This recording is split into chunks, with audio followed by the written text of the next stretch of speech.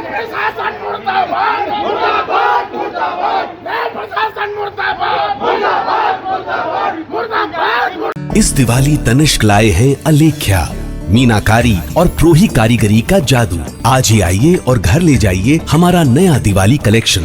Gold jewellery की making और diamond jewellery की वैल्यू पर अप टू 20% ऑफ के लिए visit Tanishq jewellers, India motor circle, Ajmer. शर्तें लागू। 4 तारीख को मैंने यहाँ पे रेलवे हॉस्पिटल अजमेर में भर्ती कराया था फादर को। उनको पैनक्रियाज और पेट में दर्द, उल्टी दस्त हुए, यहाँ पे भर्ती कराया। यहाँ पर लाने के बाद में इन्होंने फर्स्ट एड दिया, फिर बोल रहे हैं सब नॉर्मल है, सब नॉर्मल है, सब नॉर्मल है। 4 तारीख को मैंने दिन में 11:30 बजे भर्ती कराया। उसके बाद में शुक्रवार था, शनिवार को यहाँ पर हमने बोला कि रेफरल बना दो हमारा। इन्होंने बोला कि आज तो शनिवार है, सारे अधिकारी सब गए छुट्टी पे और कल संडे है, तो आपको ना मंडे को ही अब रेफरल मिलेगा। हम बोल रहे हैं कि हमारे पेशेंट की सीरियस है कंडीशन, आप उनको ट्रीटमेंट तो दो अच्छा सा। कुछ ट्रीटमेंट नहीं है, सिर्फ ड्रिप पे ड्रिप चल रही है और बस एक नाम जानते हैं इंजेक्शन का, वो भी एंटीबायोटिक। इंजेक्शन का प्रॉपर नाम नहीं जानते। मैं इनसे कब से पूछ रहा हूँ कि कौन सा इंजेक्शन दे रहे हो आप, नाम तो बताओ हमारे को, हम उसे देखें तो सही, उस पर सर्च तो मार सकते हैं कि इस इंजेक्शन का क्या एक्शन होता है। कोई नहीं है, सिर्फ एंटीबायोटिक। बोले सर आएंगे।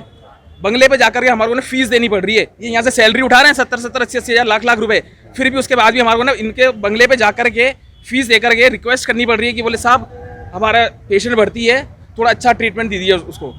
लेकिन इनका कोई मतलब नहीं है। फीस लेने के बाद में बोले ठीक है आपका काम हो जाएगा। हम इनसे पूछ रहे हैं कि बोले सर क्या ट्रीटमेंट चल रहा है, कुछ भी उसके बाद में कोई ट्रीटमेंट नहीं है।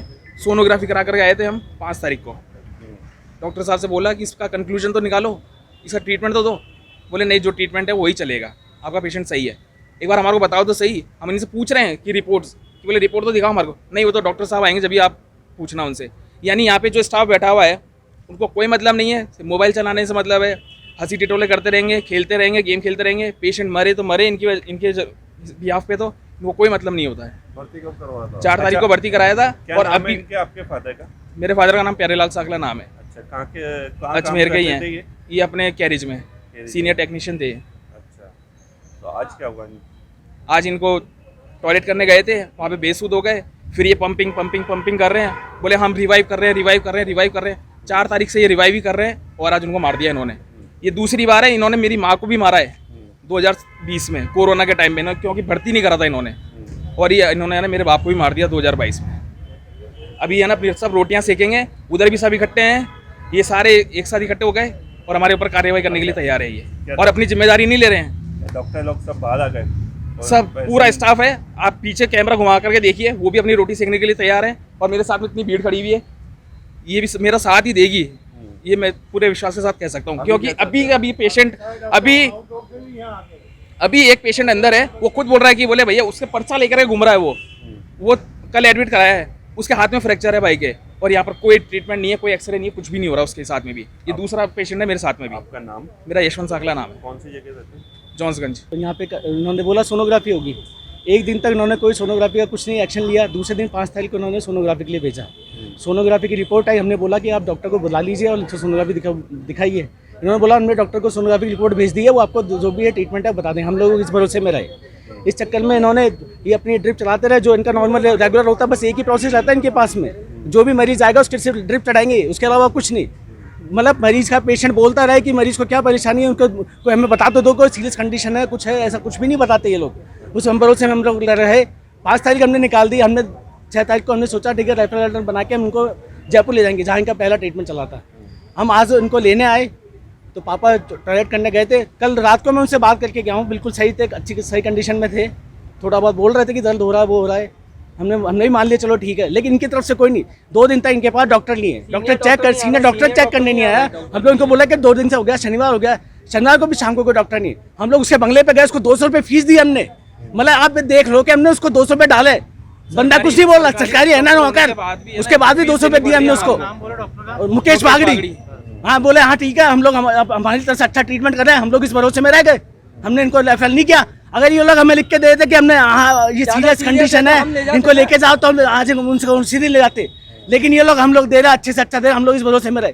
लेकिन आज जब सुबह आए तो इन्होंने बस पापा को इस कंडीशन में पहुंचा दिया कि वो आज है नहीं है, और इन्होंने हाथ खड़े कर दिया और बोला कि नहीं आपसे जो बताओ कर लो, ये कर लो, वो कर लो, मतलब इस तरीके की धमकी देने लग इस गए। बारे में सीएमएस को शिकायत करी थी क्या? हम लोग तो टाइम कहाँ मिला, टाइम ही नहीं है ना। हम तो फादर को देखेंगे, शिकायत करते फिर ये लोग टाइम नहीं है, फिर हम क्या बड़े को शिकायत करेंगे? इनका क्या काम है फिर? चले जाते हैं। ये लोग मोबाइल में बस मोबाइल लगाएंगे, मोबाइल देखते रहेंगे। फंक्शन भी था सर, इनका क्या काम है फिर?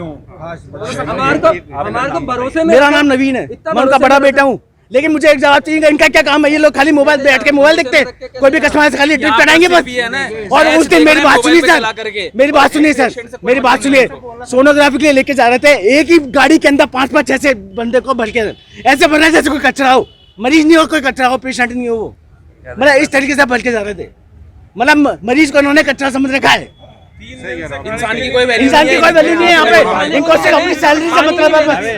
अभी रेलवे हॉस्पिटल से फ़ोन गया थाने पे कि हॉस्पिटल के अंदर कोई झगड़ा हो रहा है, तो मैं ज़ाब्ते सहित मौके पे पहुंचा हूँ, प्रिंसिपल से मिला हूँ। कोई प्यारीलाल सांखला एडमिट थे 4 तारीख को यहाँ, उनकी अभी सुबह मृत्यु हुई है।